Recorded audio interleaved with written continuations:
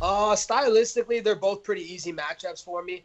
You know, the thing about Woodley that I was saying for the last 2 years is that he has no cardio. You just got to push him and get his heart rate up, and then, you know, he sucks. He's like an amateur out there. So, you know, Woodley has an easy game plan, and Snoozman he's even easier because he's already emotional. He's already thinking irrationally, doing stupid-ass shit, trying to attack me in the Palms buffet line, you know, doing bullshit, and he's just going to come out and get himself knocked out. So, you know, they're both easy matchups, man. It's a great time to be Colby Chaos Covington because there's not a lot of hard matchups out there for me. Well, talk to us about this buffet line since you've mentioned it, because that was pretty wild. We saw the footage. You've discussed it since, but how do you feel about the altercation now that it's happened, you know, a few weeks ago? Ali was involved. Usman was involved. A lot of people believe that Ali was sort of out of line for trying to attack you. How do you feel about that situation? It's pretty wild. You don't see that very often, especially from a champion. Yeah, it's embarrassing. You know, the night before he's trying to act like this good guy, and then all of a sudden the next day he's trying to act like a street thug, trying to attack me, put innocent, you know, kids, an innocent pregnant lady and other older ladies in the Palms buffet line, put their lives in danger. You know, like, we're professional fighters, dude. We're not street thugs, dude. If you want these hands thrown, you're going to have to catch it on high definition on pay-per-view. So we get paid large sums of money to fight in that octagon, and we're going to fight in the octagon. That's what I told him before it all. I'm like, what the fuck are you doing, dude? I'm going to beat your ass in the octagon. Just save it for that. But, you know, I think it was all rooted. You know, this is an Ali Abdelaziz move. He wanted me to, you know, throw a punch on Usman or throw a punch on him and lose my title shot, man. They fear me. They know what's ahead of them now, and he doesn't want to lose one of his meal tickets, and that's what's about to happen. I'm about to break one of his meal tickets, and then the next one in Russia is next. It's interesting that you mention that, because Ali has been saying that he thinks Masvidal should be next for a title shot instead of you. I mean, obviously you're best mates with Masvidal. What do you make of Ali sort of trying to push you out of the title picture? I could give a fuck less what Ali Abdelaziz wants. He's not the matchmaker. He doesn't make the fucking fights. Dana White makes the fights, and Dana White already said, I'm fucking next. So who gives a fuck with that bum? Why are you giving that terrorist rat? Why you even listen to anything he says? He just spits out fake news after fake news. Why would you even listen to anything he says?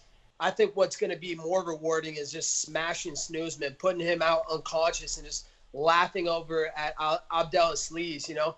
He's going to get what's coming to him, man. He's a little terrorist rat. He's already got enough people. He's an FBI informant. He's already got enough people on his hate list that are going to take care of him. Karma's going to come to him. I promise you that. He's going to get karma.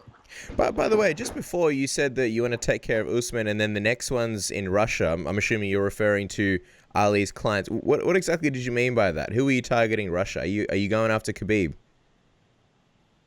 Yeah, I mean, it's an easy fight, and he's already been asking to fight GSP in between welterweight and lightweight, and I can make him between welterweight and lightweight because I'm not a big welterweight. So, you know, it's going to be more rewarding to smash two of Ali's biggest clients and just leave him crying, dude. He's already emotional. You saw how emotional he was the last fight. So taking down two of his clients and meal tickets is going to be a sweet feeling. You discussed who was tougher between Usman and Woodley. Where does Khabib rank in that discussion? If you look at all three of them, would you say he would be your biggest challenge? How do you rate him? Oh, man, he would be my easiest challenge. He's small, and he doesn't even do what I do as good as I do it. You know, he can't wrestle as good as me. He's never faced a high-level Division I All-American, a kid who's been wrestling his whole life. That Sambo shit, that shit's weak, man. If wrestling were easy, it would be called Sambo, but it's not. It's called wrestling.